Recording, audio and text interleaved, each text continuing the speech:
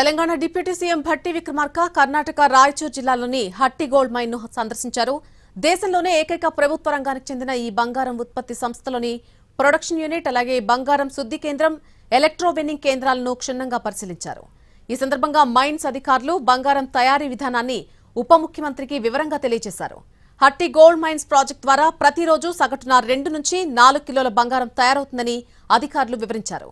సింగరేణి సంస్థ వేలంలో దక్కించుకున్న దేవదుర్గ బంగారం రాగి ఖనిజ అన్వేషణ బ్లాక్ కూడా ఈ హట్టి గోల్డ్ మైన్ సమీపంలోనే ఉంది.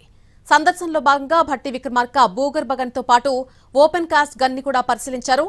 డిప్యూటీ సీఎం వెంట Singareni CMD Buddha Prakash Jyoti, planning director Venkateswarlu, GM Pankaj, కులశ్రేష్ఠలతో పాటు ఇతర అధికారులు ఉన్నారు.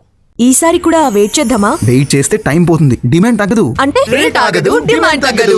నమ్మకమైన క్రెడాయి బిల్డర్లతో CREDAI Hyderabad property show August 28, 29, 30 HITEX లో.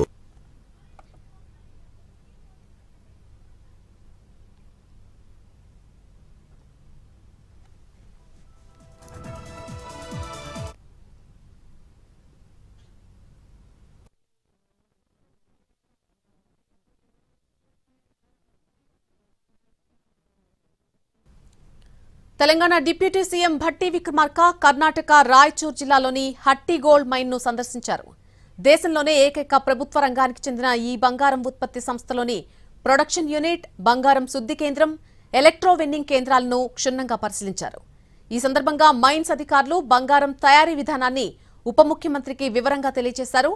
హట్టి గోల్డ్ మైన్స్ ప్రాజెక్టు ద్వారా ప్రతిరోజు సగటున 2 నుంచి 4 కిలోల బంగారం తయారవుతుందని అధికారులు వివరించారు. ఇక సింగరేణి సంస్థ వేలంలో దక్కించుకున్నటువంటి దేవదుర్గ బంగారం రాగి ఖనిజ అన్వేషణ బ్లాక్ కూడా ఈ హట్టి గోల్డ్ మైన్ సమీపంలో ఉంది. సందర్శనలో భాగంగా భట్టి విక్రమార్క భూగర్భ గన్తో పాటు ఓపెన్ కాస్ట్ గన్ ని కూడా పరిశీలించారు. డిప్యూటీ సీఎం వెంట Singareni CMD Buddha Prakash Jyoti, planning director Venkateswarlu, GM Pankaj, కులశ్రేష్ఠలతో పాటు ఇతర అధికారులు కూడా ఉన్నారు.